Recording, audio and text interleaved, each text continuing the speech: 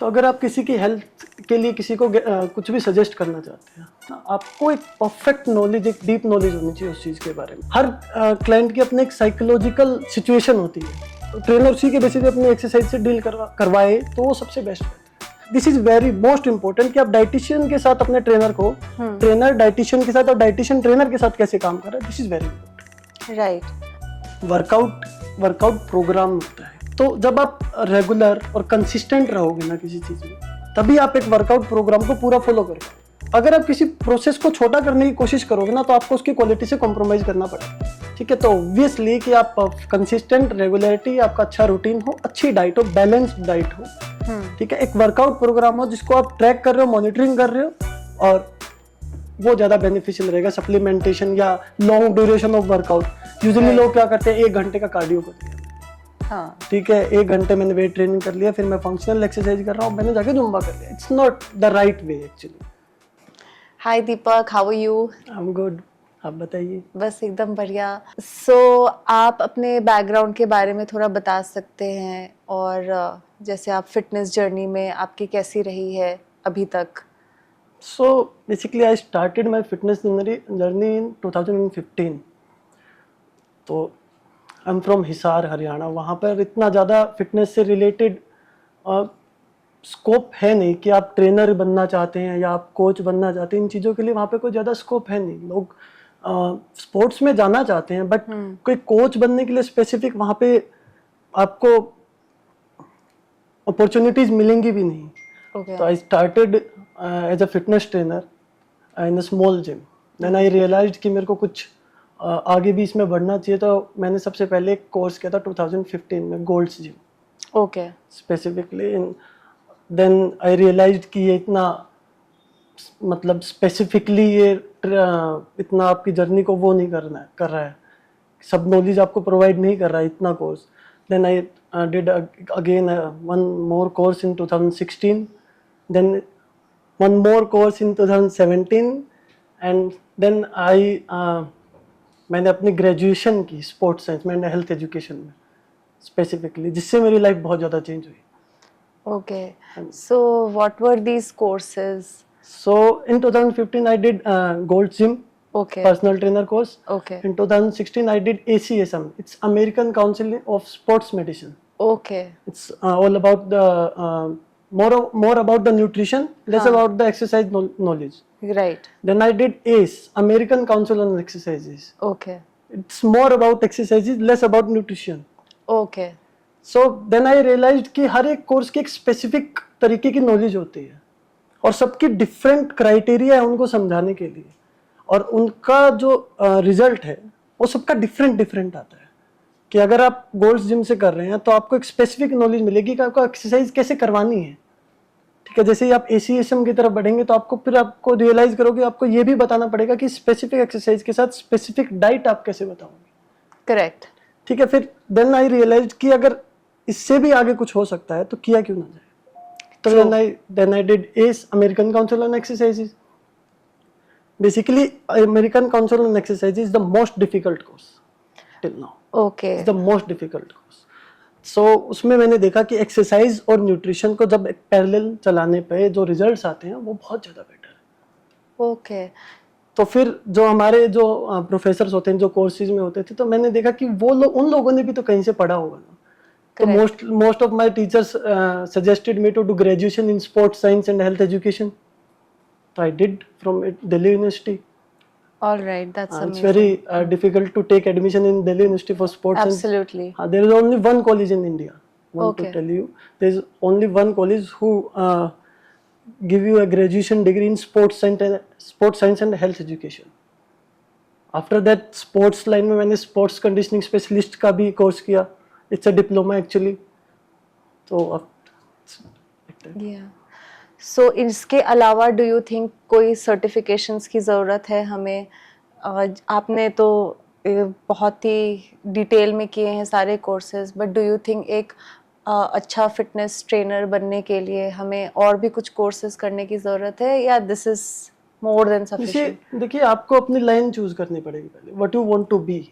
देखिए, डाइटिशियन और न्यूट्रिशनिस्ट अलग, दो डाइटिशियंस, न्यूट्रिशनिस्ट और ट्रेनर्स, 3 अलग अलग तरीके की कैटेगरीज है। अगर आप सिर्फ ट्रेनर बनना चाहते हैं, who want to train for a particular physique, तो आपको सिर्फ एक training course, personal training course करने की जरूरत है, जो आप एस भी कर सकते हैं। अभी तो बहुत सारे कोर्सेज हैं मार्केट में, बट सबके अलग अलग क्राइटेरिया, सबके अलग अलग टॉपिक्स हैं, अलग अलग सब्जेक्ट्स हैं, और उनको पढ़ाने का तरीका उनका सबका अलग अलग है। और ये अलग अलग तरीका होने की वजह से ना different trainers different knowledge provide करते हैं अपने अपने क्लाइंट्स को। तो आप देखोगे कि अभी आप किसी से अगर किसी भी तरीके की कोई भी एक्सरसाइज पूछने जाओगे तो आपको अलग बताएगा, और आप वही एक्सरसाइज दूसरे ट्रेनर से पूछोगे जिसने कहीं और से कोर्स किया होगा, वो आपको अलग तरीके से बताएगा। Correct. But the basics are same. तो अगर आप किसी की हेल्थ के लिए किसी को कुछ भी सजेस्ट करना चाहते हैं, तो आप नहीं चाहेंगे किसी को गेस करें कि आपको ये करना चाहिए या वो करना चाहिए ना। आपको एक परफेक्ट नॉलेज, एक डीप नॉलेज होनी चाहिए उस चीज के बारे में। देखिए, fitness is more about psychological knowledge. Psychologically आप कैसे डील कर रहे हैं अपने क्लाइंट के साथ। हर क्लाइंट की अपने एक साइकोलॉजिकल सिचुएशन होती है, उसी के बेसिस वो अपनी एक्सरसाइज, ट्रेनर उसी के बेसिस पे अपनी एक्सरसाइज से डील करवाए तो वो सबसे बेस्ट रहता है। और फिर डाइटिशियन के साथ आप कैसे उसको पैरेलली मूव कर रहे हैं, this is more important, this is very most important कि आप डाइटिशियन के साथ अपने ट्रेनर को, ट्रेनर डाइटिशियन के साथ और डाइटिशियन ट्रेनर के साथ कैसे काम कर रहा है, this is very important. Right. So do you think these days people, because what I have realised कि लोग चाहते हैं कि ट्रेनर ही डाइटिशियन भी बता दे, डाइट्स भी बता दे, सारी चीज़ें होता है आजकल, लोग देते हैं अपने सारे डाइट्स और चार्ट्स बना के, ट्रेनर्स भी। सो like such as yourself, you have deep knowledge about it, but somebody जो आपसे सीख रहे हैं, आप still recommend करते हैं कि they should go for a dietitian because आपने तो सारे courses कर लिए हैं। देखिए, I can suggest what is healthy, what is not healthy। तो उसकी प्रेजेंट लाइफ में, उसकी प्रेजेंट उसका शेड्यूल क्या है, वो क्या खाता था, अभी क्या खाना चाहिए, ठीक है, मैं वो सजेस्ट कर सकता हूँ। मैं एक डाइट प्लान नहीं बना सकता। करेक्ट। वो डाइटिशियन का काम है।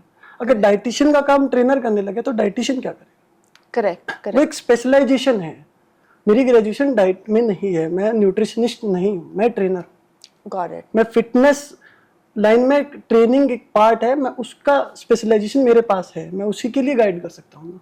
देखिए, जो ट्रेनर्स हैं, जो बहुत सारे फिटनेस इन्फ्लुएंसर्स हैं जो डाइट के लिए बहुत डीपली गाइड कर देते हैं, आप नहीं कर सकते।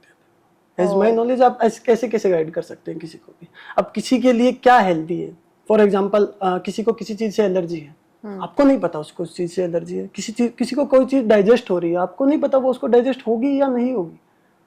आप कैसे बता सकते हो? सिर्फ बात करके नहीं बता सकते, या आप एक वीडियो से लोगों को बता सकते हैं कि आप एक काम कीजिए, ग्रीन टी पीजिए, बहुत ज्यादा आप वेट लॉस करोगे। किसी को एलर्जी होगी ग्रीन टी से और वो पीने लग जाएगा, फिर क्या होगा? राइट। आप कैसे गाइड कर सकते हैं? Proper medical knowledge. Dietitian is more about medical knowledge. आपको इंटरनली उसके बॉडी में, उसके ब्लड में क्या है, स्पेसिफिकली उसके ब्लड ग्रुप कौन सा है, उसके ब्लड में अच्छा क्या है, बुरा क्या है, सब कुछ जानने के बाद एक आप डाइट प्लान तैयार करते हैं। वो सिचुएशन को वो करता है। ट्रेनर का काम होता है डाइट के साथ चलना। पहले डाइट बनती है, फिर ट्रेनर का काम स्टार्ट होता है। पहले ट्रेनर का काम स्टार्ट नहीं होता है, ठीक है। पहले आपको डाइट पे ज्यादा फोकस करना चाहिए, फिर आप ट्रेनिंग पे फोकस करिए। That's a very big learning, I believe. Yeah. So Hisar Haryana से आप आए हैं एंड देन आपने साउथ दिल्ली में एक जिम में सीनियर मैनेजर का रोल निभाया है, तो कैसी रही आपकी जर्नी? देखिए, मेरी जर्नी मोर ऑफ, ये कह सकते हैं कि आप, मेरी जर्नी में स्ट्रगल बहुत ज्यादा था because of my language barriers actually. Okay. पहले मैं हिंदी भी नहीं बोल पाता था बहुत अच्छे से, क्योंकि मैं हरियाणा से था, मैं कभी दिल्ली की तरफ आया भी नहीं था, तो मैं हिंदी बोल भी नहीं पाता था। फिर उससे मेरे को थोड़ा इंग्लिश बोलना भी सीखना पड़ा, लोगों से बातें करना भी सीखना पड़ा। वो मेरे लिए बहुत बड़ा बैरियर था। दूसरा बैरियर था मेरे लिए मेरी फिजिक। मेरे को हमेशा से लगता था कि knowledge is more important, how you look is not important.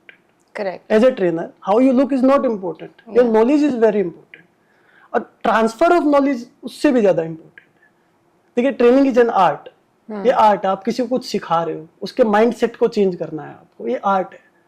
ये आना बहुत जरूरी है, ना कि आप कैसे दिखते हो। आप उस चीज से अगर मोटिवेशन दे रहे हो ना, तो वो बहुत स्टेबल मोटिवेशन नहीं दे सकते आप, सस्टेनेबल नहीं होगी वो बहुत लंबे टाइम तक, क्योंकि वो आप इकलौते ट्रेनर नहीं होगे उसकी लाइफ में हमेशा के लिए ना। बट आप जो नॉलेज दोगे वो उसके दिमाग में हमेशा से रहेगी, वो कभी भी नहीं जाएगी और वो हमेशा यूज भी कर पाएगा। तो जब मैं दिल्ली आया तो मेरे को इन बैरियर्स का बहुत मतलब फेस करना पड़ा। ठीक है, अब मैं सीख चुका हूँ, अब थोड़ा सा बेटर लगता है कि जी बिल्कुल। बट आई फील यहाँ पे जो हमारे सिटीज़ हो गए टियर 2 टियर 3, तो डोंट यू थिंक कि यहाँ पे लोग पीपल जज a book by its cover where they want to see कि नहीं जो ट्रेनर है उनकी एक्चुअली खुद की अभी भी फिजिक। यही होता है। हाँ अभी भी सेम होता है। अभी भी मैं जिम में मैनेजर हूँ, अभी भी लोग मेरे को यही बोलते हैं कि आप मैनेजर कैसे हो, फिजिक से अभी भी जज करते हैं। ओ ठीक है, जब तक मैं बैज नहीं लगाता तब तक लोग ये नहीं मानते कि मैं मैनेजर हूँ। मेरी नॉलेज, अगर मेरे से कोई 5 मिनट बात करेगा तो मैं लोगों को रियलाइज करा सकता हूँ कि नॉलेज है। But correct. हाँ, बट फिजिक्स से जज करना अभी भी सेम है, बिल्कुल सेम है, कोई डिफरेंस नहीं आया। इंडियन पॉपुलेशन अभी भी वैसी ही है। स्पेसिफिकली बता रहा हूँ, ये अभी आप टियर 3 सिटीज की बात कर रहे हो, वहाँ तो बहुत ही ज्यादा है, वहाँ तो स्पेसिफिकली है ही है। यहाँ कम है बट है। ओके जी। आप अपने हिसार के अर्ली लाइफ के बारे में कुछ यादें शेयर कर सकते हैं हमारे साथ? सो बेसिकली वहाँ देखिए, मैं एक बहुत कॉमन सी चीज़ है जो मैं वहाँ की और यहाँ बहुत मिस करता हूँ, फूड। ओके। फूड पर दिल्ली का तो फूड अच्छा है। देखिए, आप क्वालिटी ऑफ अगर फूड की बात करेंगे, हाँ। तो वहाँ पे आपको क्वालिटी ऑफ फूड बहुत अच्छा मिलेगा दिल्ली से। ओह ठीक है, फिर सबसे ज़्यादा वहाँ पे क्या होता था कि बहुत मोर ऑफ स्पोर्ट्स एनवायरनमेंट होता था। राइट। मोर ऑफ कि हर कोई फिजिकल एक्टिविटी कर रहा है। लोग देखिए, फार्मर्स हैं, खेतों में आपको दिखाई देंगे, फिजिकल जी। एक्टिविटी दिखाई देगी जी आपको। बिल्कुल। आप किसी भी ग्राउंड में चली जाइए, आप लोग वहाँ पे बहुत सारे स्पोर्ट्स पर्सन्स होते हैं, लोग अपनी फिटनेस के लिए रनिंग कर रहे होते हैं, एक्सरसाइज कर रहे होते हैं, लोग योगा कर रहे होते हैं। योगा बहुत ज्यादा लोग करते हैं वहाँ पर। ठीक है, आप यही चीज अब अगर आप यहीं दिल्ली में आके देखेंगे तो आपको क्या दिखेगा? On road traffic. Correct. Traffic, उसके अलावा आपको कुछ नहीं दिखेगा। लोग जिम्स में वो करते हैं, ओपन ग्राउंड्स में यहाँ पे कुछ नहीं होता है।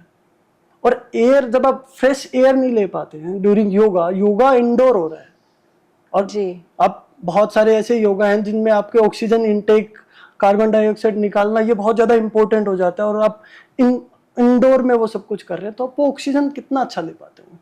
एक हॉल है, उसमें 30 लोग बैठे हैं, सब लोग कार्बन डाइऑक्साइड एक्सेल कर रहे हैं, और आप इनहेल कर रहे हो, कितना ऑक्सीजन होगा उसके अंदर? ये चीज मैं बहुत ज्यादा मिस करता हूँ मेरे उसमें से, कि लोग इतना, वो जो स्पोर्टी एनवायरनमेंट है ना, वो बहुत अच्छा था वहाँ पे। Right. One more point, the quality of food, as I said कि क्वालिटी ऑफ फूड बहुत ज़्यादा डिफर करती है यहाँ से और यहाँ की और वहाँ से। देखिए, लोग यहाँ पे ना पर्टिकुलरली बहुत ज़्यादा बटर यूज करते हैं।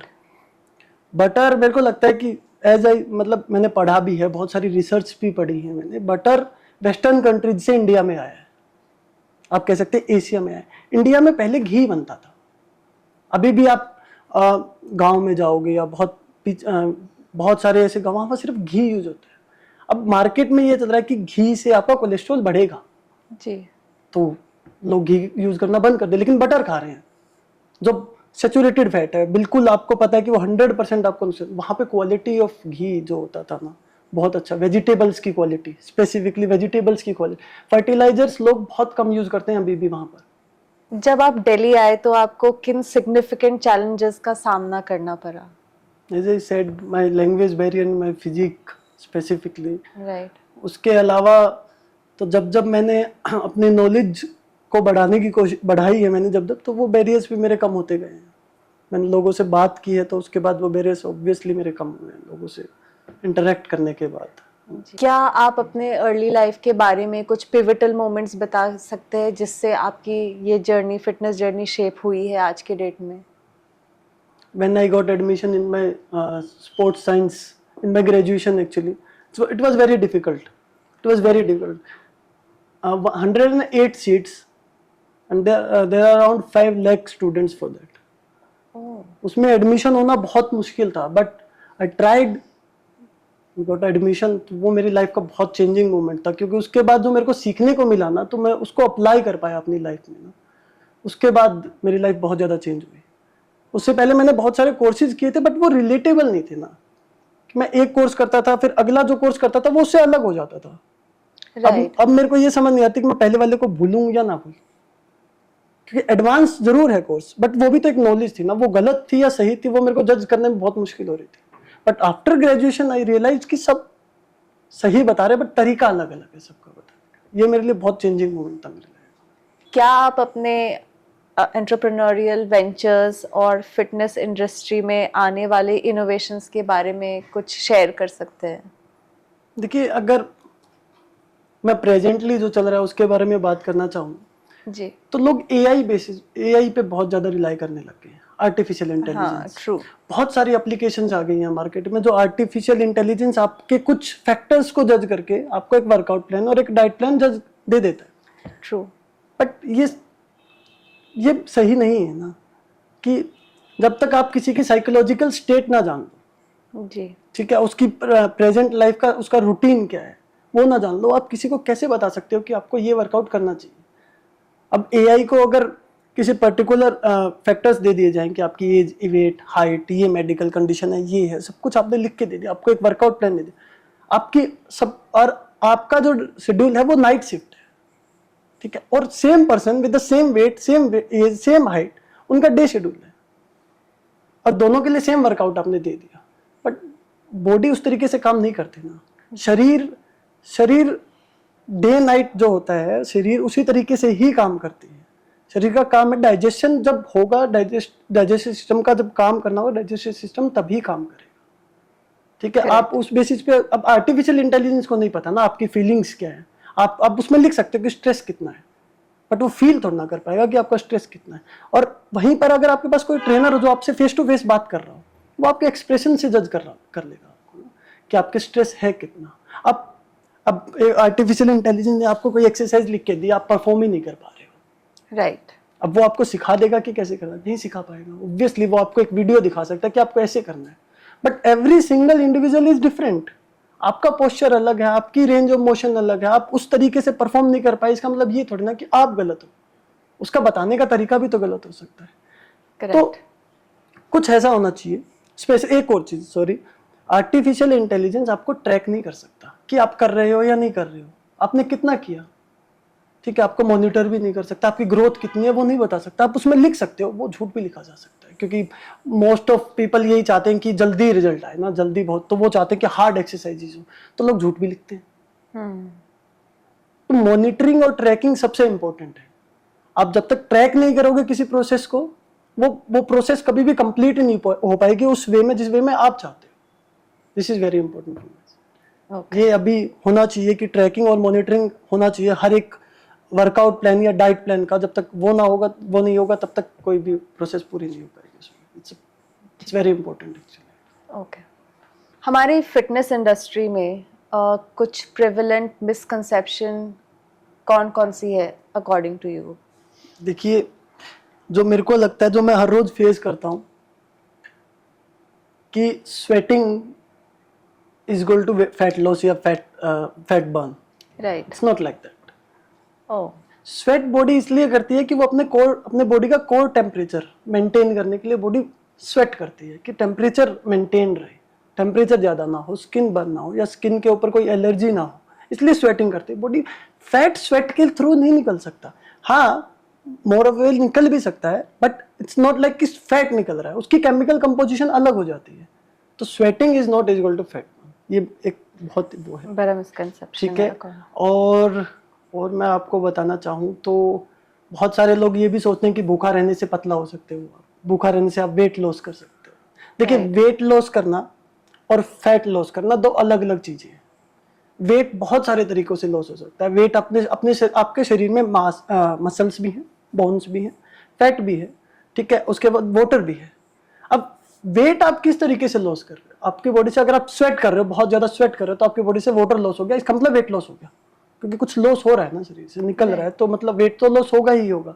वो वेट लॉस नहीं होता। फैट बर्न करना is a process, it's a long process, और उसको अगर आप प्रोसेस के थ्रू नहीं करोगे ना, तो वो सस्टेनेबल नहीं रहेगा। ये बहुत बड़ा मिसकंसेप्शन है अभी।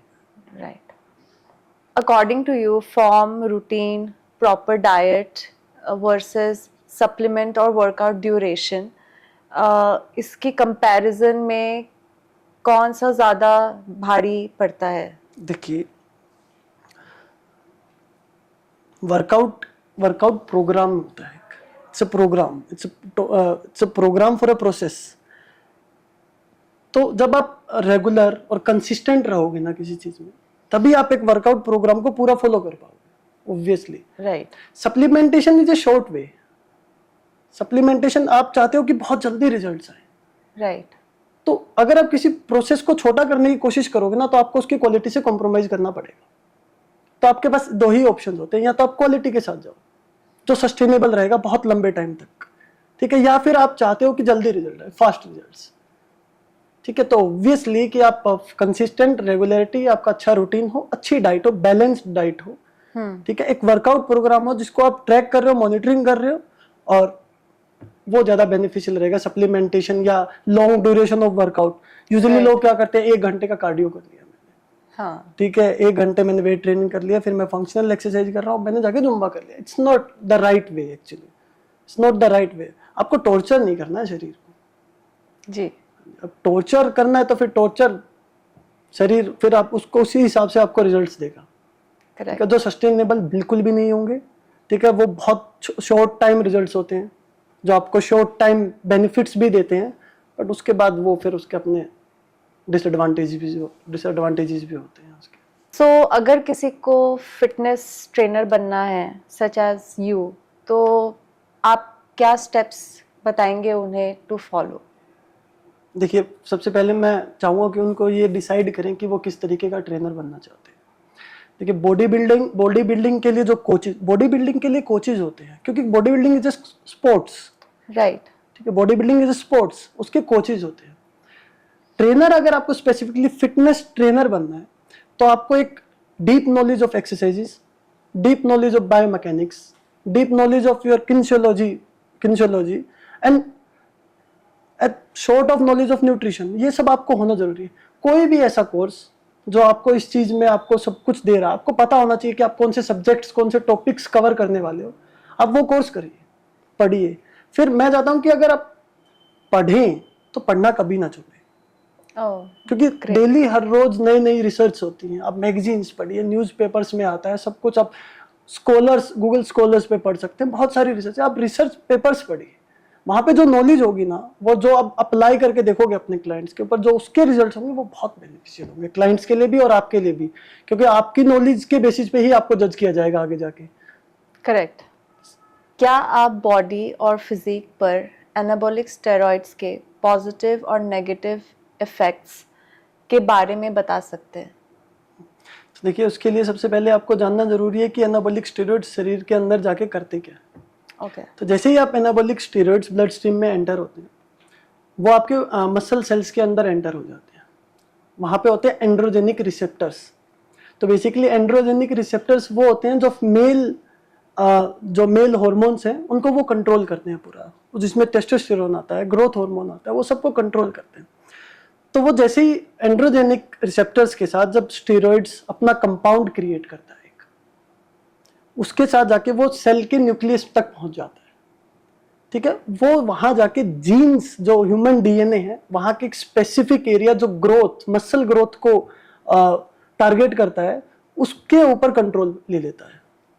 उसके बाद क्या करती है बॉडी ना, बहुत जल्दी प्रोटीन सिंथेसिस करना शुरू कर देती है, मसल गेन करना शुरू कर देती है, क्योंकि वो जो कंट्रोल पहले जो बॉडी के पास था, वो बॉडी के पास नहीं है, अब वो स्टेरॉइड्स के पास है। वो हमेशा ही चाहेगा कि बहुत जल्दी हो सब कुछ, ठीक है। बॉडी के अंदर जो एंटीबॉडीज हैं, जो काम कर रही हैं, सब कुछ जो सिग्नल्स ट्रांसफर हो रहे हैं, वो इनका इतना एनहेंस कर देगा ना कि उनकी एबिलिटीज, उनकी कैपेबिलिटीज नहीं बढ़ेंगी कभी भी, बट वो जैसे हैं, बट काम बहुत ज्यादा किया जाएगा। ओके।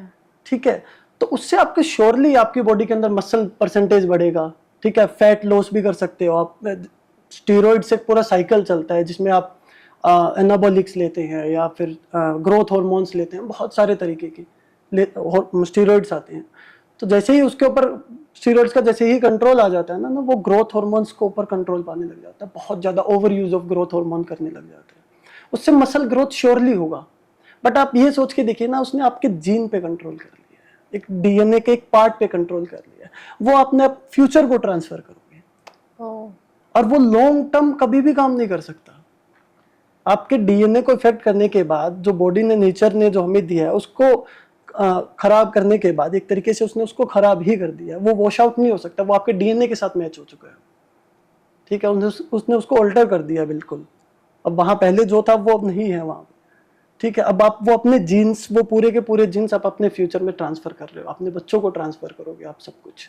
देखिए आप शॉर्ट टर्म अगर इफेक्ट की बात करोगे तो स्टीरॉइड्स एक टाइम के बाद क्या होगा, आपके बाल झड़ने शुरू हो जाएंगे, ठीक है, आपकी बॉडी के ऊपर एक्ने शुरू हो जाएंगे, ठीक है, आपके जॉइंट्स में पेन होना शुरू हो जाएगा। ये बहुत शॉर्ट टर्म इफेक्ट्स हैं। बट जब जीन्स के ऊपर बात आने लग जाती है तो ये आपके सोचो ना, इंटरनल ऑर्गन्स के ऊपर भी तो उतना इफेक्ट पड़ेगा, क्योंकि आपने कैपेबिलिटी नहीं बढ़ाई है उनकी, आप उनसे बस ज्यादा काम करवा रहे हो। करेक्ट। ठीक है, वो ज्यादा काम करने की वजह से over use of internal organs हो जाएगा, तो फिर रिस्क, कार्डियक रिस्क हो जाता है लोगों को, लीवर फेलियर हो जाते हैं, ठीक है, लंग्स के ऊपर इफेक्ट पड़ता है श्योरली। जहां जहां वो मसल्स, जिन जिन मसल्स के ऊपर उन्होंने काम किया होगा वो सारी की सारी मसल्स डैमेज होना शुरू हो जाती है एक टाइम के बाद।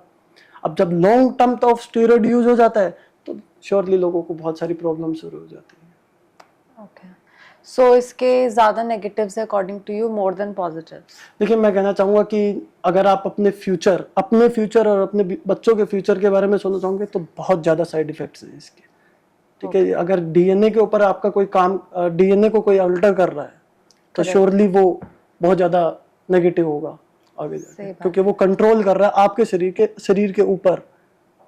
आप श्योरली आपने परमिशन दी है उसको, आपने एंटर किया आपने ब्लड स्ट्रीम में उसको, लेकिन अब कंट्रोल वो कर रहा है, तो श्योरली उसके साइड इफेक्ट्स ज्यादा हैं। एडवांटेजेस तो बिल्कुल भी, अगर body building as a sport आप यूज कर रहे हो तो वो एक एज ए स्पोर्ट आप उसको एक फिटनेस एनहेंसर बोल सकते हो, मसल ग्रोथ को बढ़ाने के लिए कर सकते हो, वो फिर एक अलग क्राइटेरिया है कि आप बॉडी बिल्डिंग के लिए यूज कर रहे हो। लेकिन अगर आप सिर्फ अपने फिजिक को बनाने के लिए कर रहे हो तो बहुत सारे, हाँ, इट्स अप टू यू कि आप कहाँ जाना चाहते हैं इन फ्यूचर। करेक्ट। एक सुपीरियर येट नेचुरल फिजिक को बिल्डअप करने में आमतौर पे कितना वक्त लगता है? ये इंडिविजुअल टू इंडिविजुअल डिपेंड करता है, हर इंडिविजुअल डिफरेंट होता है, नेचर ने सब कुछ अलग अलग बनाया। अब दो पेड़ देखोगे वो भी सेम नहीं दिखाई देंगे, ठीक है, दो ह्यूमन बीइंग सेम नहीं हो सकते बिल्कुल, सबका अलग वेट होता है, सबकी अलग age, weight, height, muscle percentage, fat percentage, सब कुछ डिफरेंट होता है। तो स्पेसिफिकली आप कोई नंबर नहीं बता सकते कि इतने टाइम के बाद आपकी ये फिजिक आप अचीव कर लोगे, अनलेस अनटिल आप कोई फिटनेस मतलब physique enhancer like steroids use ना कर रहे हो। तो आप स्पेसिफिक कोई टाइम नहीं बता सकते किसी को भी, तो वही मैं टाइम नहीं बता पाएंगे। ओके। जैसे कोई अपने अर्ली 20s में है, उनके जीन्स भी अच्छे हैं, वो वर्कआउट भी कर रहे हैं, तो उनको टिपिकली आमतौर पे कितना वक्त लगेगा? If you want to go naturally तो मिनिमम आपको 2 to 5 years का टाइम लगेगा। जो आप अगर एक परफेक्ट फिजिक जो आप चाहते हैं उसको अचीव करना चाहते हैं, जिसमें मसल परसेंटेज बिलो 20, अबव 15%, आपका फैट परसेंटेज कम हो, fat percentage above 15 and below 20 हो, वो आप अचीव करना चाहते हो, तो उसमें आपको 2 to 5 years का टाइम ऑब्वियसली लगाना पड़ेगा with progress, monitoring and tracking specifically, तब जाके आप एक नेचुरली फिजिक अचीव कर पाओगे। It's not a short term process actually ना, शॉर्ट टर्म प्रोसेस हो ही नहीं सकती है, नेचर कभी भी शॉर्ट टर्म प्रोसेस पे बिलीव करता ही नहीं। जितना आप शॉर्ट टर्म प्रोसेस देखोगे ना नेचर में, फॉर एग्जांपल अगर आप एक छोटा पेड़ देखोगे, जो पेड़ होगा तो वो जितना जल्दी बड़ा होगा ना उसकी लाइफ उतनी भी छोटी होगी। बड़े पेड़ को बड़ा होने में टाइम लगता है, ठीक है, उसकी बिल्ड क्वालिटी इतनी अच्छी हो जाती है ना कि वो बहुत लंबे टाइम तक नेचर के हर डिजास्टर को सह के बड़ा बनता है, तो उसको सर्वाइवल भी उतने ही लंबे टाइम तक करता है। तो वो आपको टाइम देना पड़ेगा अपनी फिजिक को भी। करेक्ट। तो ये ऐसा है नहीं कि 6 महीने में या 1 साल में आप अचीव कर पाओगे, इसके लिए आपको 2 से 5 साल का टाइम देना पड़ेगा अपने शरीर को, जिसमें अच्छी डाइट, अच्छा वर्कआउट, और अपने सारे, देखिए इंजरीज होंगी, आप वर्कआउट करेंगे इंजरीज भी होंगी, उन सब चीज़ों को आप रिप्लेस करके फिर आप अगर अचीव करना चाहते हो 2 to 5 years का टाइम आपको लगेगा। ओके, एंड ये इंजरीज हम अवॉइड कैसे कर सकते हैं? देखिए इंजरीज को अवॉइड करने का सबसे बेनिफिशियल वे आप कह सकते हो कि आप फ्लेक्सिबल रहो। बॉडी में फ्लेक्सिबिलिटी बहुत इंपॉर्टेंट है। अगर आप फ्लेक्सिबल हो ना, आपका ब्लड सर्कुलेशन बहुत अच्छा रहेगा, और जब आपका ब्लड सर्कुलेशन बहुत अच्छा रहेगा तो आपके पूरे शरीर के हर पार्ट तक आपको न्यूट्रिशन ट्रांसफर बहुत अच्छा रहेगा।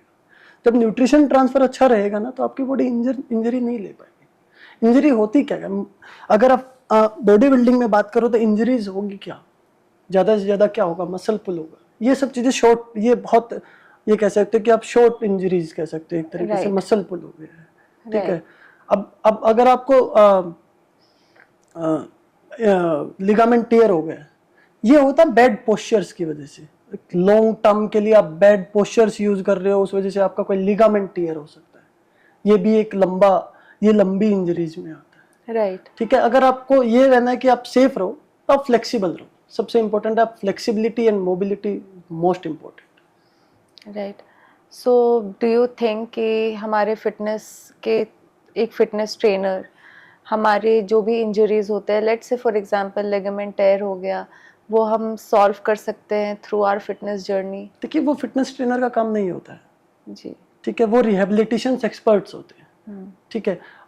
उस पर्टिकुलर इंजरी को, फॉर एग्जांपल मैं एसीएल टीयर की बात करता हूँ, अगर किसी के नी में एसीएल टीयर हो जाता है तो उस एमआरआई जो होगा उसका, उसकी जो रिपोर्ट्स होंगी ना, वो रीड करना एक ट्रेनर का काम नहीं होता है, राइट। ठीक है। वो ट्रेनर डॉक्टर्स, जो क्लाइंट होगा वो डॉक्टर के पास जाएगा, डॉक्टर उसको एक शुरू में तो उसको ऑब्वियसली उसको प्लास्टर होगा या ऑपरेशन होगा, उसका जो भी होगा, उसके बाद जो उसका रिहैब होगा वहां पे ट्रेनर काम कर सकता है।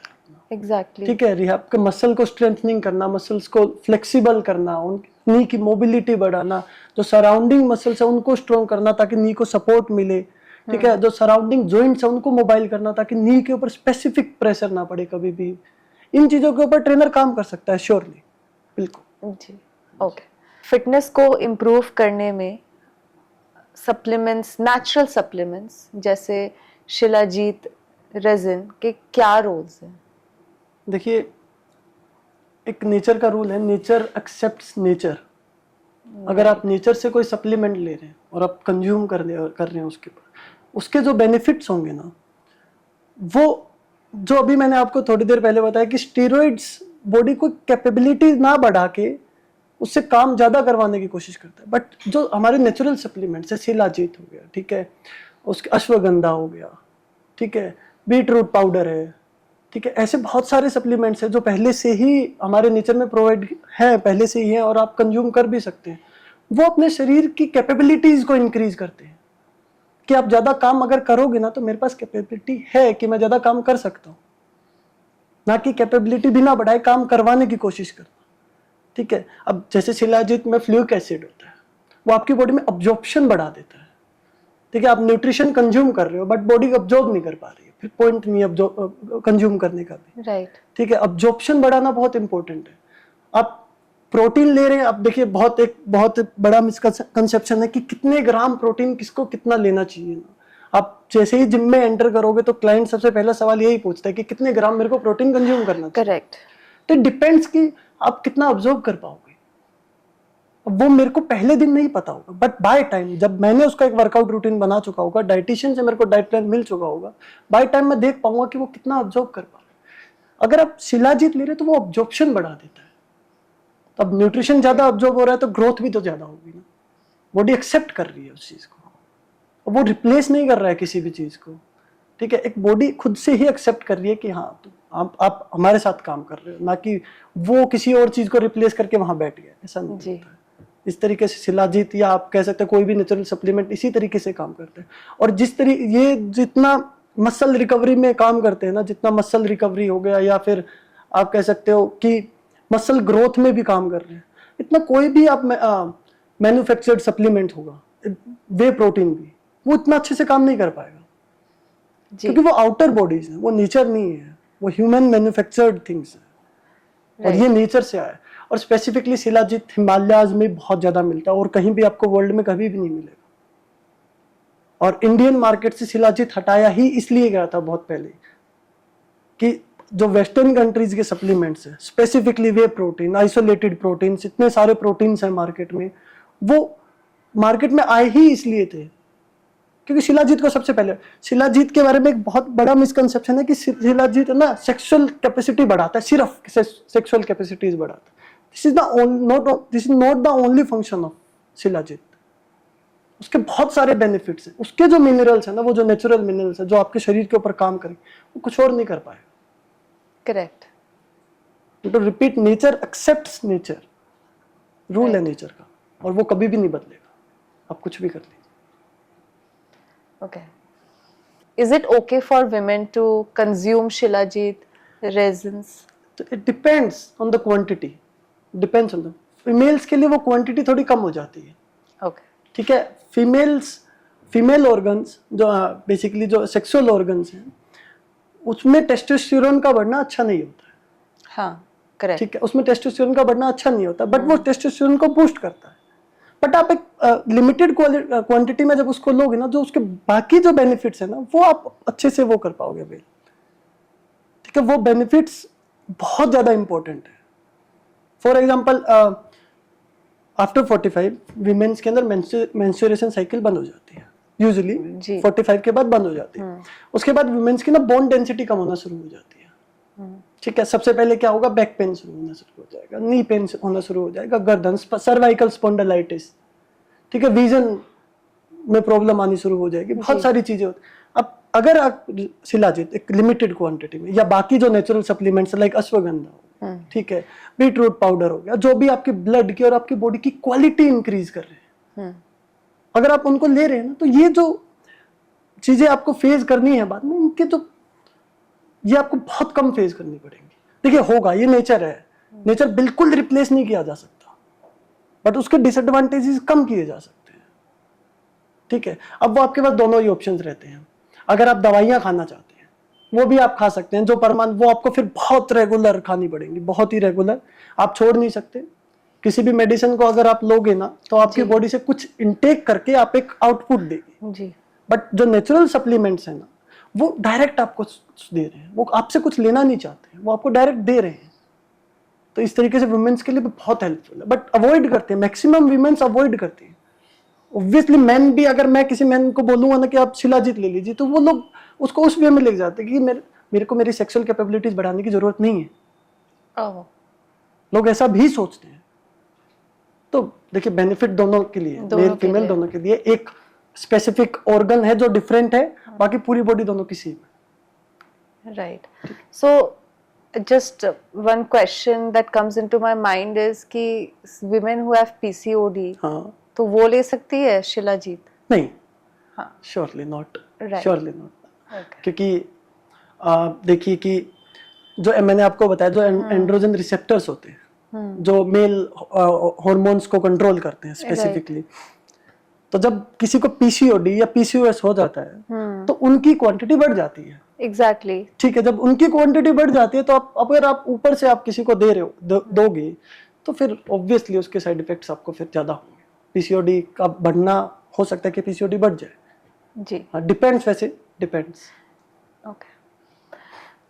एंड और किस तरीके के नेचुरल सप्लीमेंट्स है जो आप रेकमेंड करेंगे, जो हमें लेना चाहिए कंपेयर टू प्रोटीन पाउडर्स जो अक्सर लोग रेकमेंड करते हैं, फिटनेस ट्रेनर्स? देखिए, प्रोटीन कंजप्शन के लिए आपको हर टाइम सप्लीमेंट्स की जरूरत नहीं होती। ठीक है, नेचर में बहुत सारे प्रोटीन के सोर्सेज हैं जो बहुत हेल्दी भी हैं, उनका अब्जॉर्प्शन भी बहुत अच्छा है शरीर के लिए। एब्सोल्युटली ठीक है, बट टाइम लगता है। देखिए, आप जब वे प्रोटीन ले रहे हो ना, उसका अब्जॉर्प्शन टाइम बहुत कम है, बॉडी इंस्टेंटली अब्जॉर्ब करती है, क्योंकि उसके साथ जो प्रोटीन सिंथेसाइजर्स होते हैं वो साथ में आते हैं उसके साथ, जैसे BCAA या आप कह सकते हैं EAA, ठीक है, या क्रेटीन जो बहुत अच्छा चल रहा है अभी मार्केट में, हर कोई क्रेटीन लेने की कोशिश करता है, तो वो चीजें उसके साथ में आती है, तो बॉडी बहुत इजीली अब्जॉर्ब कर पाती है। बट आप जो नेचर से लोगे ना, वो अब्जॉर्ब करने में टाइम लगेगा, क्योंकि उसकी डेंसिटी बहुत अच्छी होती है, इसकी क्वालिटी बहुत अच्छी है।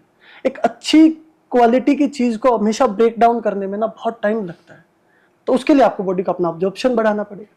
देखिए, बॉडी को अगर आप बॉडी में रिक्वायरमेंट क्रिएट कर रहे हैं ना किसी स्पेसिफिक चीज के लिए, फॉर एग्जांपल आप वेट ट्रेनिंग कर रहे हो, बहुत लंबे टाइम से आप वेट ट्रेनिंग कर रहे हो, तो बॉडी को स्पेसिफिकली प्रोटीन की जरूरत पड़ेगी।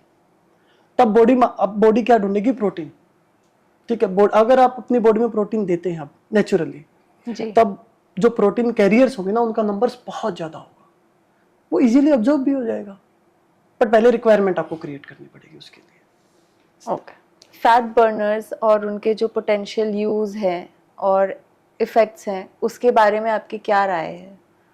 देखिए, अगेन सप्लीमेंट्स एक फैट बर्नर एक बहुत फेमस सप्लीमेंट है, करंटली बहुत ही फेमस है। कि लोगों को लगता है कि आप फैट बर्नर लीजिए, आपकी बॉडी से फैट बर्न हो जाता है। वाओ। फैट बर्निंग एक प्रोसेस है, उसको एनहेंस किया जाता है फैट बर्नर से, ठीक है, वो शॉर्ट कर दिया जाता है उस प्रोसेस को। तो फैट बर्नर जैसे ही आपके शरीर के अंदर एंटर होता है, डाइजेस्ट होता है ऑब्वियसली, उसके बाद इंटेस्टाइन जाता है, ब्लड स्ट्रीम में एंटर होता है। तो फैट बर्नर का एक बहुत ही ये कह सकते हो कि फैट बर्नर हमेशा ही क्या करता है, आपके शरीर का टेम्परेचर बढ़ा देता है। जब आपके उसको बोलते हैं थर्मोजेनेसिस, राइट। ठीक है, आपके शरीर का जब टेम्परेचर बढ़ जाता है तो आपका जो फैट है वो मेल्ट होने लग जाता है, वो ब्लड स्ट्रीम में एंटर होने लग जाता है। और फैट बर्नर्स आपका रेस्टिंग हार्ट रेट भी बढ़ा देता है। तो जैसे ही हार्ट रेट बढ़ा, ठीक है, आप स्वेट करना शुरू कर जाओगे, ठीक है, आपके ब्लड में फैट है, घूम रहा है, और उस टाइम पे आप वर्कआउट कर रहे हो, तो कंजप्शन ऑफ फैट ज्यादा बढ़ जाएगी, क्योंकि ब्लड स्ट्रीम में भी प्रेजेंटली फैट है। तो बॉडी एनर्जी का सोर्स फैट को ही ज्यादा प्रेफर करेगी कि मैं फैट को ही एनर्जी का सोर्स ज्यादा करूं। बट आपने क्या चीजें उसके ऊपर दाव पे लगा दी, आपका heart rate, resting heart rate आपने ज्यादा कर दी, आपकी बॉडी का टेम्परेचर बढ़ा दिया आपने उस चीज के लिए।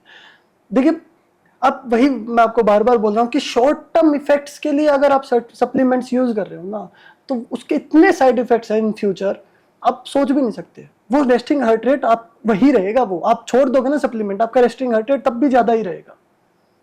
उसके बाद वो ठीक नहीं होगा कि आपने सप्लीमेंट छोड़ दिया कि रेस्टिंग हार्ट रेट नीचे आ गया, ठीक है मेरा फैट लॉस हो गया है, अब मैं फैट छोड़ देती हूँ और उसके बाद मैं दोबारा मेरा रेस्टिंग हार्ट रेट नहीं होगा। ऐसा रेस्टिंग हार्ट रेट फिर भी ज्यादा ही रहेगा। तो उसमें देखिए आप कार्डियक अरेस्ट के कितने ज्यादा चांसेस बढ़ जाते हैं, कि आपके हार्ट के ऊपर कितना ज्यादा लोड बढ़ जाता है, ठीक है। और देखिए, बहुत सारे लोग हैं जो रिकमेंड करते हैं फैट बर्नर्स, ठीक है, और एक सर्टेन पीरियड ऑफ टाइम के बाद अगर आप फैट बर्नर्स ले रहे हैं, जैसे आपने बहुत अच्छा आप कार्डियो करते हैं, बहुत लंबे टाइम तक आप वर्कआउट करते आ रहे हैं, फिर आपने फैट बर्नर लिया एक पर्टिकुलर फिजिक को अचीव करने के लिए for a very short period of time, ठीक है, आपने ले लिया, बट वो शॉर्ट पीरियड ऑफ टाइम। आप जिम में जा रहे हैं, पहली चीज आपने खाई fat burner, this is not good for your health. Okay.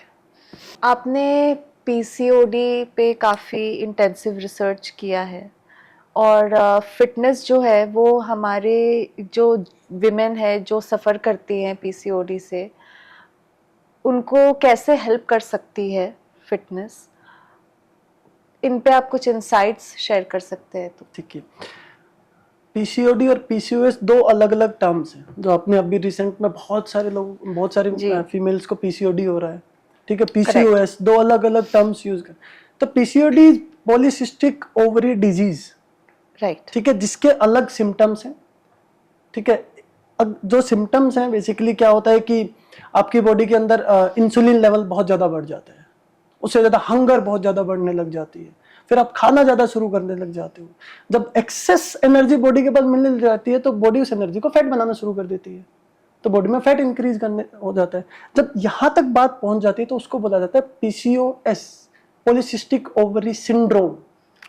Okay, ठीक है, अब वो बन चुका है, ठीक है। अब आपकी बॉडी में क्या हो रहा है कि आपकी बॉडी में इंसुलिन इतना ज्यादा हो गया है ना, अब आपकी बॉडी उस इंसुलिन को कवर अप करने के लिए ना, जो मेल हॉर्मोन्स हैं स्पेसिफिकली, जो मैंने रिसेप्टर्स की बात की, जो एंड्रोजेनिक रिसेप्टर्स होते हैं, उनके ऊपर उनको बढ़ाना शुरू कर देती है। फिर बॉडी फीमेल्स में क्या होता है कि लोअर बॉडी का फैट बढ़ना शुरू हो जाता है, ठीक है। और फिर जब ज्यादा फैट बढ़ने लग जाता है तो फिर जो ब्लड क्लोटिंग है, सिस्ट हैं, जो ब्लड सिस्ट हो जाते हैं पीसीओडी या पीसीओएस में, वो भी बढ़ने लग जाते हैं। अब जब आप वेट कोई किसी भी इस तरीके की स्पेसिफिक एक्सरसाइज करना शुरू करेंगे तो बॉडी से क्या होगा, बॉडी एनर्जी के लिए यूज करना शुरू कर देगी इंसुलिन को, ठीक है। अब एक और पीसीओएस का मैं आपको बताना चाहूंगा। पीसीओएस में एक और क्या होता है कि आपके सेल्स डिनाई करना शुरू कर जाते हैं इंसुलिन को। इंसुलिन की कंजप्शन सेल्स के थ्रू होती है, आपके सेल्स डिनाई करना शुरू कर जाते हैं कि मेरे को नहीं चाहिए। तो जब आप वर्कआउट करना शुरू करोगे ना, नए सेल्स जनरेट होते हैं, वो एक्सेप्ट करते हैं इंसुलिन आप यूज करते हो। जो मेल हॉर्मोन्स यूज हुए, जो मेल हॉर्मोन्स का प्रोडक्शन शुरू हुआ है नया जो बॉडी के अंदर, वो भी यूज होते हैं। अब वो मसल बिल्डिंग में यूज होगा। अब मसल मास ज्यादा जैसे ही आपकी बॉडी में ज्यादा बढ़ेगा ना, आपका मेटाबॉलिज्म बढ़ने लग जाएगा। अब आपका मेटाबॉलिज्म लो हो गया होगा ऑब्वियसली, क्योंकि फैट परसेंटेज ज्यादा बढ़ गया होगा, तब मसल मास मेटाबॉलिज्म ऊपर आने शुरू कर देगा।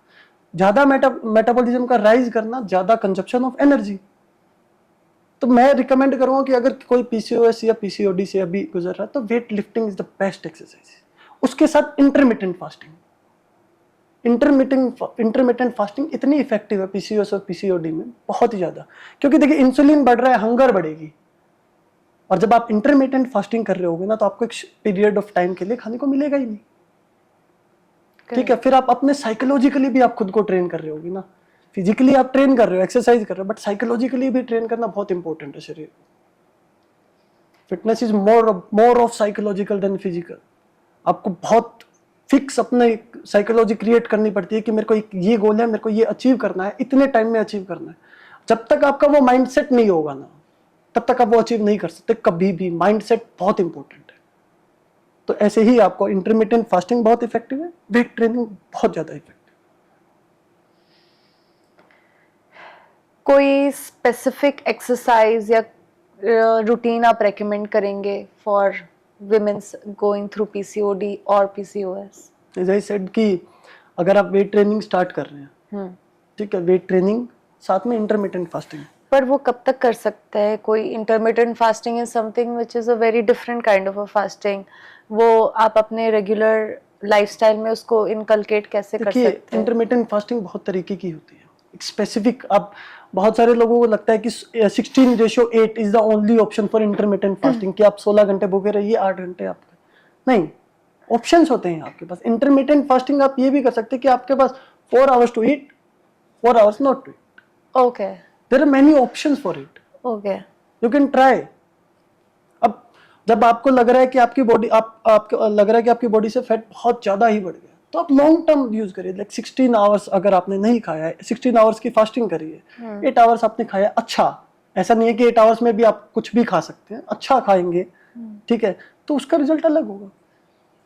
इंटरमिटेंट फास्टिंग के वेरिएशंस हैं बहुत ज्यादा, तो आपको वो जब आप उसको अप्लाई करने की कोशिश करेंगे तो आप रिसर्च करिए, उसके बेसिस पे आपको बहुत सारे ऑप्शंस मिल जाएंगे, और एक पीरियड ऑफ टाइम के बाद बॉडी अडेप्ट करना शुरू कर देती है, और पीसीओएस पीसीओडी क्योरेबल है। ऐसा नहीं है वो इनक्योरेबल नहीं है, वो एक बनी है, बाद में बना है, आपके जीन्स में थोड़ी ना है। वो जो जीन्स में नहीं है ना, वो हो सकता है क्योर बाय टाइम, बट कुछ क्या होता है कि बहुत सारे लोग होते हैं कि पीसीओएस पीसीओडी को बहुत लंबे टाइम के बाद सोचते हैं कि हो जाएगा, दवाइयां लेना शुरू कर देते हैं, आप जितना लंबा टाइम उसको अपने शरीर के पास रखोगे ना, उतना लंबा टाइम आप लगा के चलिए कि आपको उतना ही देना पड़ेगा अपने शरीर से निकालने के लिए भी।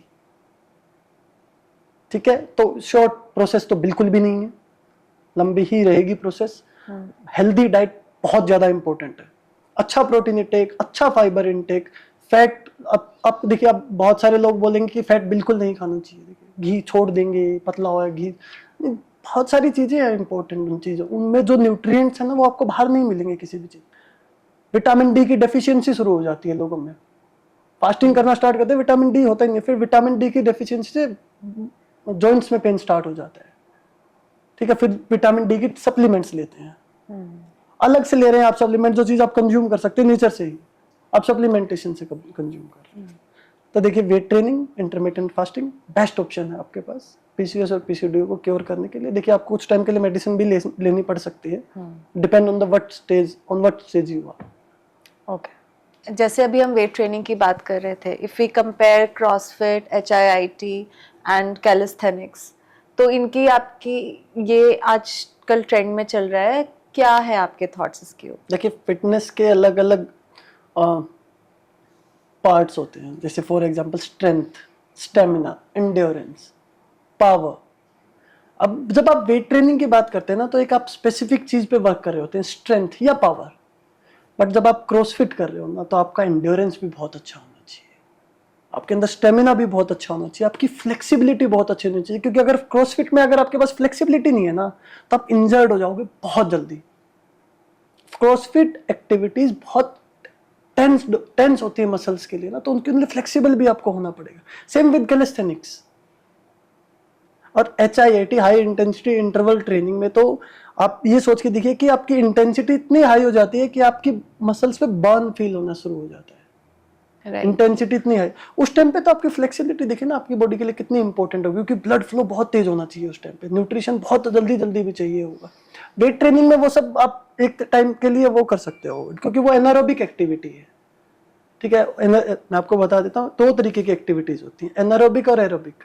एनारोबिक वो एक्टिविटीज होती है जो ऑक्सीजन की एब्सेंस में की जाती है, जिसके लिए बॉडी को ऑक्सीजन की एब्सेंस में की जा सकती है, बॉडी को ऑक्सीजन की जरूरत नहीं पड़ती at that period of time के, उसमें नहीं जरूरत। एरोबिक एक्टिविटीज में ऑक्सीजन की जरूरत है, जैसे cardio is an aerobic activity, oxygen लेते हैं बॉडी, उसी टाइम पे यूज भी करती है बॉडी, ठीक है।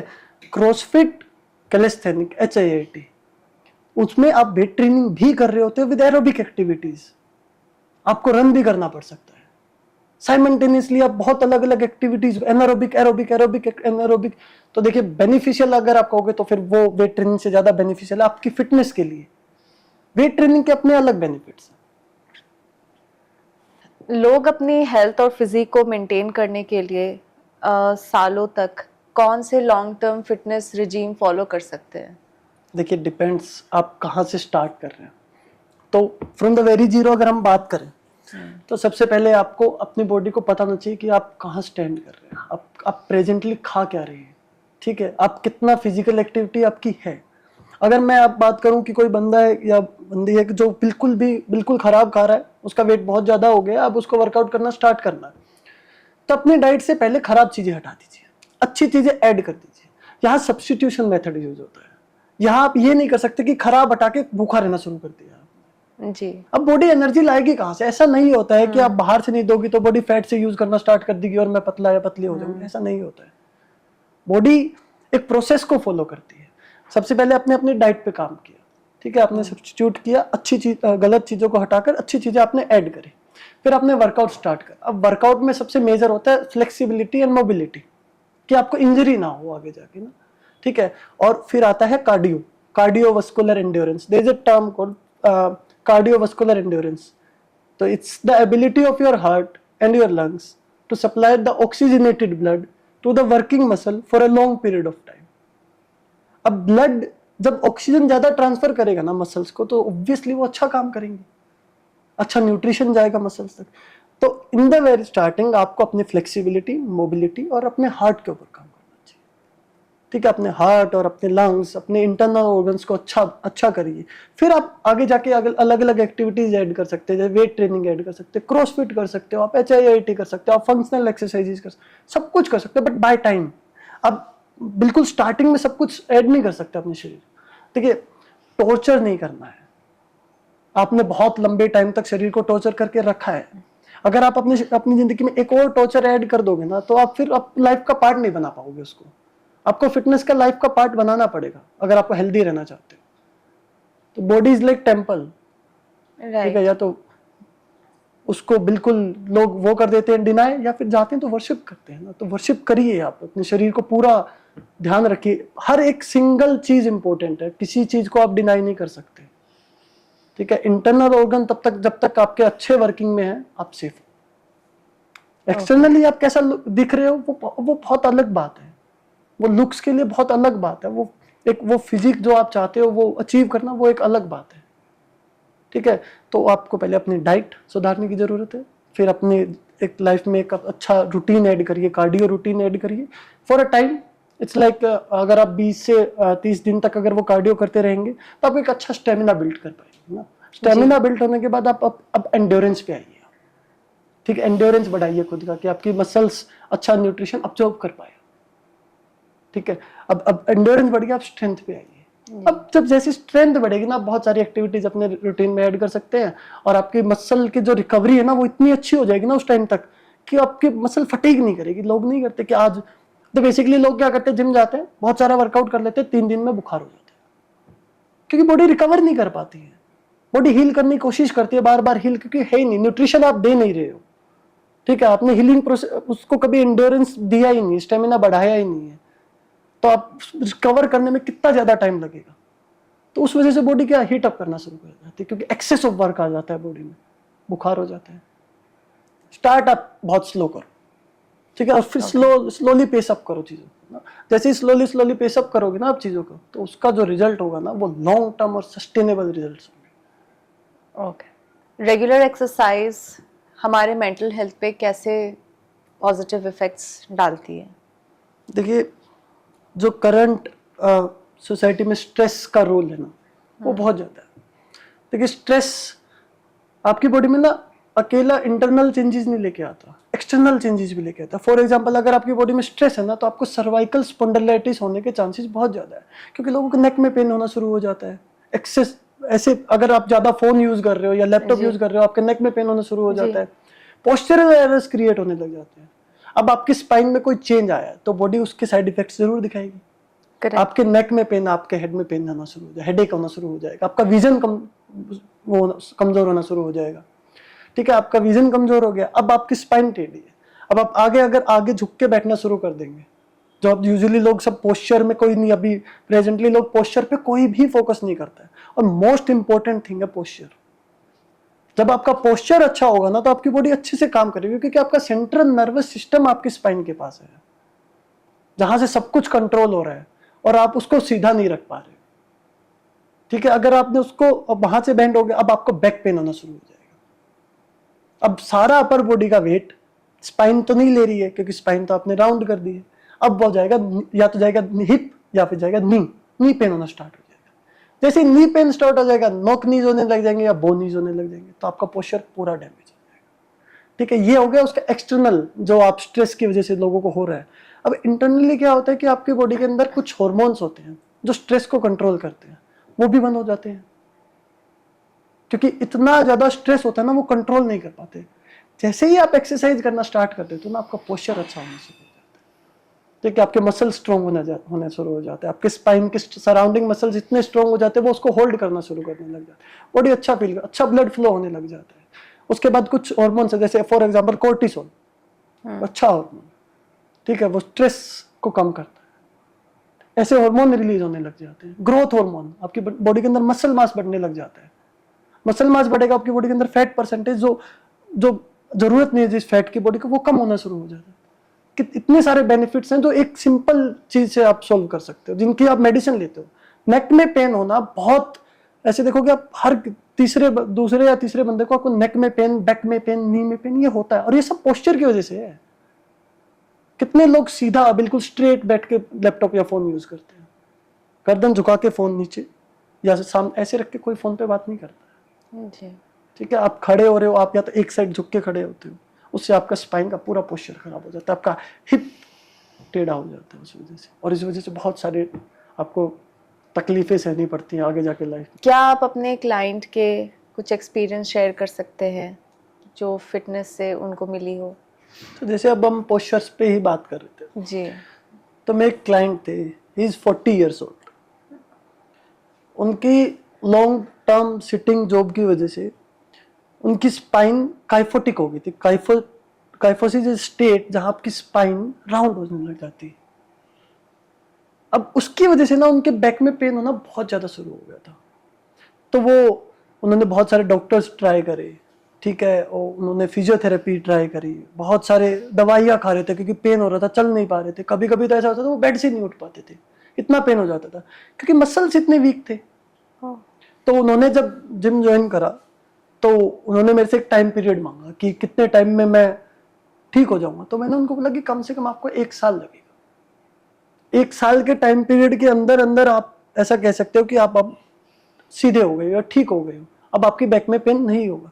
क्योंकि कुछ वजह होती हैं जिस वजह से शरीर पेन क्रिएट करती है। ऐसा नहीं होता है कि आप शरीर खाली बैठा चलो पेन दे देते हैं, ऐसा नहीं होगा ना। कुछ वजह, तो ट्रेनर का मेजरली काम ही यही होता है कि वो वजह ढूंढना कि क्यों हो रहा है ये सब। और हर इंडिविजुअल का डिफरेंट होता है। कुछ लोगों के चोट भी लग जाती है, कुछ लोगों के बैक इंजरी भी हो जाती है, बट उनकी इंजरी नहीं थी, कोई एक्सीडेंट नहीं, कुछ नहीं। तो बहुत लंबी एक प्रोसेस हुई, उनको हमने फ्लेक्सिबल बनाया, मोबिलिटी पे काम किया, फिर मसल स्ट्रेंथनिंग करी, उनकी स्पाइन के सराउंडिंग के बैक मसल्स है उनको स्ट्रेंथन करा। अब वो बिल्कुल perfect fit, he can run 5 kilometers a day, daily वो रन करते हैं 5 kilometers बहुत perfectly. He can't even walk at that time. Wow, ये लाइफ चेंजिंग मोमेंट। देखिए ट्रेनर का काम सिर्फ पतला करना या मोटा करना नहीं होता, आप लाइफ के ऊपर हो किसी, ठीक है, आप कोई आपके सामने आया है, अपनी कुछ उसको कुछ दिक्कतें हैं, आपके पास सॉल्यूशंस हैं, आप सोल्व करिए ना फिर, ठीक है। अब उसकी उनकी लाइफ है ना, लाइफ टाइम के लिए मतलब ऐसे चेंज हो गई है कि वो जो कभी चल ही नहीं पाते थे, गाड़ी ड्राइव नहीं कर पाते थे 1 घंटे से ज्यादा, वो लॉन्ग ड्राइव पे जा रहे हैं, लाइफ चेंज हो गई है उनकी, अच्छा डाइजेशन हो गया। क्योंकि देखिए अगर बेंड हो रहा है कोई, तो उसका स्टमक भी तो बेंड हो रहा है, उसके इंटेस्टाइन्स भी बेंड हो रहे हैं, तो उसका डाइजेशन भी वीक हो गया होगा। अब उसका डाइजेशन भी बहुत अच्छा हो गया, अब वो इतना इन्वॉल्व हो गए ना फिटनेस में, हर रोज जिम आते हैं। कुछ अगर वो जिम नहीं आ पा रहे हैं, जहां भी होंगे वो रनिंग करेंगे, ठीक है। अगर वो रनिंग कर रहे हैं तो अपनी सारी मसल्स को भी स्ट्रेंथन कर रहे होंगे ताकि उनके कहीं पेन ना हो। लेकिन लॉन्ग टर्म रनिंग से लोग बोलते हैं नी में पेन, तो मसल भी स्ट्रेंथन कर रहे हैं अपनी, ताकि लोड ही ना आए। तो ट्रेनर्स का काम लाइफ चेंज करना होता है, पतला करना, मोटा करना। ये ऑब्वियसली अगर कोई बहुत ज्यादा ही हैवी है तो उसको अगर आप फिट कर रहे हो तो उसकी लाइफ चेंज होगी ना एकदम से, ट्रू। और वो लाइफ टाइम आपको कभी नहीं बोलने वाला उसके बाद। ये एक सेटिस्फेक्शन मिलती है ना उसके बाद, वो अलग मजा आता है उसका फिर। ट्रू। आप एस्पायरिंग फिटनेस ट्रेनर्स और एंथुजियास्ट को क्या एडवाइस देना चाहेंगे? देखिए वर्क ऑन योर नॉलेज, जितनी आप नॉलेज गेन कर सकते हैं ना उतना ही आपके लिए बेनिफिशियल रहेगा, ठीक है। आप नॉलेज जिस दिन गेन करना छोड़ देंगे ना, क्योंकि हर रोज नई नई रिसर्च होती है, नए नए फैक्ट्स निकल के आते हैं, आप उनको पढ़िए, अप्लाई करने की कोशिश करिए, अपने क्लाइंट्स को समझाइए, उनको ट्रेन, उनकी लाइफ चेंज करने के लिए उनको ट्रेन करिए। शॉर्ट टर्म प्रोसेस को फॉलो ना करके लॉन्ग टर्म प्रोसेस पे ज्यादा काम करिए, आपके लिए भी बेनिफिट है और क्लाइंट के लिए भी बेनिफिट है। सस्टेनेबल रिजल्ट्स के लिए ज्यादा फोकस करें आप। टॉकिंग अबाउट जिम्स, क्या आपको लगता है कि एक जिम को सक्सेसफुल होने के लिए अच्छे फिटनेस ट्रेनर्स की ज़रूरत है? कई सारे अच्छे फिटनेस श्योरली 101% कि आपके जिम में अगर अच्छे फिटनेस ट्रेनर्स हैं ना, तो उस जिम का जो आप कह सकते हैं कि माहौल होगा ना, वो बहुत ही अच्छा होगा। जो रिजल्ट्स जो क्लाइंट्स के अंदर दिखेंगे उससे श्योरली आपका जिम की पब्लिसिटी तो होगी ही होगी, ठीक है। उसके बाद आपका जिम की पॉजिटिव जो रेफरेंसेस होंगे वो हमेशा ही अच्छे होंगे। आप इस इंडस्ट्री में काफ़ी टाइम से हैं एंड आपको क्या लगता है कि टिपिकली जिम्स कैसा कर रहे हैं financially? How much are they earning? Are they doing well? और इज इट लोकेशन स्पेसिफिक? या it's location specific actually. Basically gyms are earning a lot, but I would say कि ट्रेनर्स इतना ज्यादा earn नहीं कर पा रहे हैं जी। तो trainer are trying to do different ways, like they are training online, they वो बहुत सारी ऑनलाइन फिटनेस जो वेबसाइट्स हैं उनके साथ जुड़ने की कोशिश करते हैं। बट जिम्स तो अभी अच्छा अर्न कर रहे हैं श्योरली, क्योंकि लोग कोविड के बाद से, स्पेसिफिकली कोविड के बाद से लोग फिटनेस के बारे में बहुत ज़्यादा फोकस करने लग गए कि फिटनेस को कैसे इम्प्रूव करा जाए, डाइट को कैसे इम्प्रूव करा जाए। तो ट्रेनर्स तो अभी मैं कहता हूँ तो ट्रेनर्स अभी स्पेसिफिकली इतना अर्न नहीं कर रहे हैं, बट जिम्स अच्छा खासा अर्न कर रहे हैं, कोई दिक्कत। और आपकी क्या राय है रिगार्डिंग फिटनेस ट्रेनर्स? क्या करना चाहिए जिम्स को ताकि वो फिटनेस ट्रेनर्स को रिटेन करे एंड एक अच्छा कल्चर बनाए अपने जिम में? देखिए आप ट्रेनर्स जो हायर कर रहे हैं स्पेसिफिकली उनकी नॉलेज के बेसिस पे उनको हायर करें, उनके सर्टिफिकेशंस, उनकी जो आप जब उनकी नॉलेज चेक कर रहे हो आपको स्पेसिफिकली पता होना चाहिए आप किस चीज़ के लिए ट्रेनर हायर कर रहे हो, ठीक है। On the basis of their physique आप नहीं ऐसा हायर, अगर ऐसे हायर करेंगे आप तो आपके जो जिम के अंदर जो क्लाइंट्स के रिजल्ट्स हैं ना वो डिफरेंट। मैं जानना चाहती हूँ कि जिम के जो हैं लोग जो जिम चलाते हैं उनको अपने फिटनेस ट्रेनर्स को कैसे बूस्ट करना चाहिए ताकि एक अच्छा एनवायरनमेंट एक फिटनेस ट्रेनर को भी मिले जहाँ पे वो काम करते हैं। हाँ। जिस जिम्स में या लेट्स से स्टूडियोज भी आजकल आ गया है। देखिए as a trainer I would say कि सैलरी बढ़ा देनी चाहिए। ओके।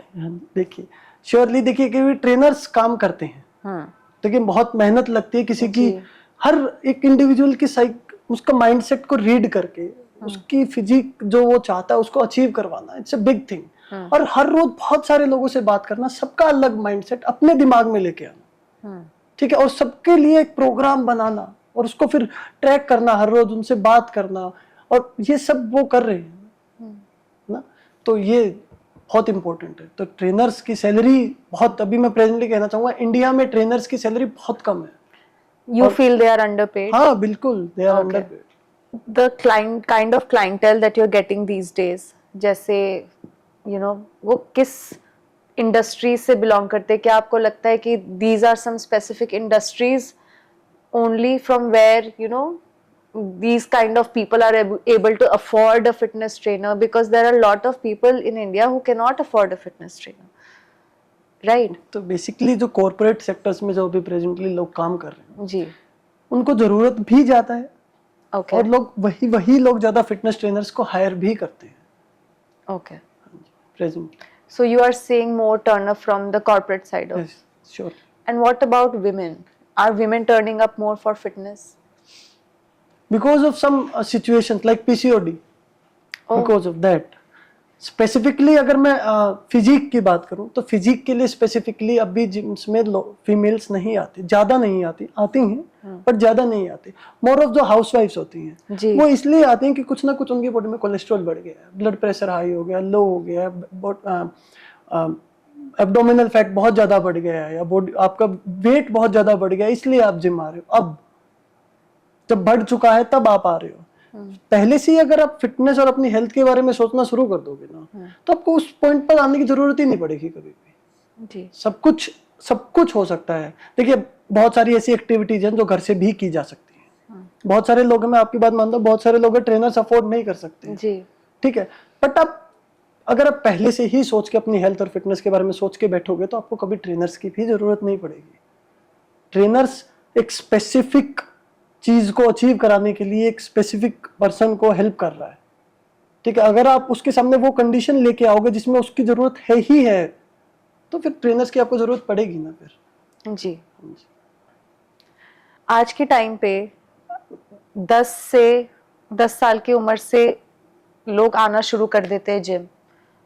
मैंने देखा है कभी 15 साल के भी आ जाते हैं, कुछ 13 साल के भी आ जाते हैं, and then they are trying to build muscles. Especially I've seen this in boys, also some girls.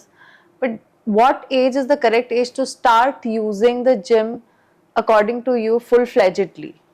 It depends, gym for what? If you are talking about muscle building, जी। if you are coming for muscle building, 14 years 14 minimum years. 14 years is the age. उसके बाद ही आपको gym join करने देना चाहिए अपने बच्चों को specifically. Okay. If you're coming for particular sport, where someone is playing, क्योंकि बच्चे खेलते हैं, 10 साल का बच्चा भी खेलता है, उसको एक अंडर एज में खेलते हैं, अपने अपने इवेंट्स होते हैं उनके। हाँ। तो अगर आप स्पोर्ट्स की एनहेंस करना चाहते हैं अपनी परफॉर्मेंस को, उसके लिए आए तो उसके लिए कोई एज लिमिट नहीं होगी। तो जिम में तो ऐसा कोई स्पोर्ट्स होता नहीं है वैसे? नहीं, जिम्स में परफॉर्मेंस एनहेंस करने के लिए एक्सरसाइज तो कर सकते हैं ना। अच्छा, ओके। स्पेसिफिकली फॉर दैट अभी ट्रेनर्स उसको भी ट्रेन कर सकते हैं ना, ठीक है। जी। बट आप सिर्फ मसल बिल्डिंग के लिए आ रहे हो तो 14 years is the minimum age. Okay. हमारे लिसनर्स आपसे कैसे कनेक्ट कर सकते हैं? I work as a manager in a gym. Okay. We can meet there. You can call me or you can message me on my Instagram. So let's move on to a lighter segment. Gym में आपने किसी को सबसे funny चीज करते हुए क्या देखा है? फनी चीज तो लोग बहुत सारे करते हैं। वन ऑफ इट कि किसी को बाइसेप्स कर्ल्स करनी थी और वो जमीन पे लेट के बाइसेप्स कर्ल्स कर रहा है।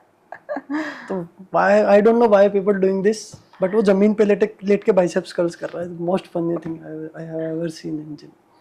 I just want to also add इसमें एक चीज मैंने भी फनी चीज करते हुए देखी है, but according to me it is funny. Probably वो शायद फनी ना हो सामने वाले के लिए। वो अपना तीसरा आँख खोलना चाह रहे थे, तो they say कि we have 3 eyes. So वो ट्रेडमिल में उन्होंने अपने आप को बांध लिया था कमर से और अपने आईज फोल्ड कर लिए थे, एंड जितनी बार मैं जाती थी जिम में एवरी डे वो 1 घंटे से ऊपर बस दौड़ ही रहे होते थे अपने आईज और कमर को बंद देखिए करके। वो एक तरीके से देखिए आपने ऐसा कुछ सुना है? देखिए सुना नहीं, एक तरीका होता है। देखिए मैं आपको बताता हूँ कि मेडिटेशन का एक तरीका होता है। मेडिटेशन में तरीका क्या होता है कि आप हियरिंग सेंस का ज्यादा यूज करो, सोचो कम, देखो कम, बोलो कम, सुनो। और जो सुन रहे हो ना आप, उससे आप देखो कि हो क्या रहा होगा एनवायरनमेंट में। बट ट्रेडमिल पे भागते हुए करना, आग बंद करके और अरे बैंड ट्रेडमिल पे लगा के भागते हुए कमर, करना, तो ये तो बहुत ही मतलब funny, you can say it's a fun, it's very it's funny. one of the most funniest thing I have seen in my life. Okay. अगर आपको फिटनेस से रिलेटेड कोई सुपर पावर मिल सकती है तो वो क्या होगी? तो मैं मेरा ना हार्ट रेट कंट्रोल करना चाहता हूँ। Oh. मैं मेरा हार्ट रेट कंट्रोल करना, मैं चाहता हूँ कि मैं मेरा ब्लड प्रेशर मैं खुद कंट्रोल करूँ। Okay. इससे मेरे बहुत बेनिफिट्स हैं, मैं सब कुछ कर सकता हूँ। फिर I can run for long period of time. मैं जब भी भागना चाहूँ, कितना भी भागना चाहूँ, मैं भाग सकता हूँ।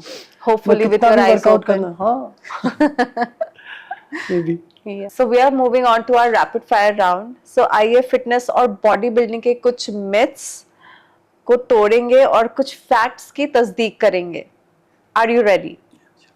Okay. मिथ और फैक्ट, रिजल्ट्स देखने के लिए आपको हर दिन वर्कआउट करना होगा। Depends person to person. Myth और फैक्ट, हेवी वेट्स उठाने से आप बल्की हो जाएंगे। Myth, it's a myth. It's a myth. Myth और फैक्ट, वेट लॉस करने का एकमात्र तरीका कार्डियो है। Very big myth. मिथ और फैक्ट, मसल ग्रोथ के लिए सप्लीमेंट जरूरी है। Myth again. मिथ और फैक्ट, आप अपने बॉडी के स्पेसिफिक एरियाज में फैट लॉस को टारगेट कर सकते हैं। Again a myth. Oh really? Yes. Moving on to some Bollywood and fitness questions, क्या आपको लगता है कि ऋतिक रोशन जैसे सेलिब्रिटीज अपने फिजिक को अचीव करने के लिए स्टेरॉइड्स का यूज करते हैं? If you're talking about specifically Hrithik Roshan, yes, surely. Okay. क्या आपके अकॉर्डिंग कोई बॉलीवुड सेलिब्रिटी है जिन्होंने नेचुरली एक ग्रेट फिजिक अचीव किया हो? Akshay Kumar. For Akshay Kumar I would say कि मैंने आपसे फिजिक पूछा है, आपने फिटनेस बताया। सो फिजिक विद्युत जामवाल, आई कैन से विद्युत जामवाल। ओके। उसका फिजिक भी बहुत अच्छा है और उसकी फिटनेस भी बहुत अच्छी है at the same time. Okay, so it was really nice having you. I'm definitely coming to you to get some fitness routine for myself as well. I myself am also a lot into fitness, so yeah, I learned so much from you today. Thank you so much. Thank you.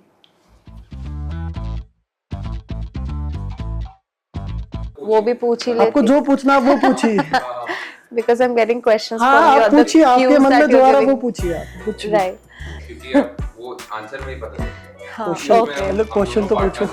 ओह, मैं नहीं allow करूँगा उसे read करने के लिए। अच्छा okay, because I am like Product ये releasing। कौन सा क्वेश्चन है बिना ज्यादा रिवील नहीं किए, वो ऐसा भी because we want our guests to reveal. तो आप वो मत करो, वो टर्म से बाकी को नाम बहुत फनी है। आई एम शीला नाम जी, पर SHILAJEET है बस। उससे शायद इसलिए shilajit sounds like somebody's name. बहुत ही अच्छी रहती है, वाइन बहुत अच्छी है। हाँ वाइन अच्छी रिकॉर्ड होती दिस, है, वाइन अच्छी होती है। वाइन अच्छी होती है। यार ये तस्दीक वर्ड तो मतलब कहाँ से नहीं, पर ये where have you found this word तस्दीक? कुछ फैक्ट्स की तस्दीक करेंगे। मैं अच्छी वोकैबुलरी है वैसे तो, मतलब हाँ अच्छी में क्या है, हाँ बोल दूं तो मतलब अच्छा नहीं लगेगा। नहीं, it's looking good, you know. Like आइए फिटनेस और बॉडी बिल्डिंग कुछ मिथ्स को तोड़ेंगे।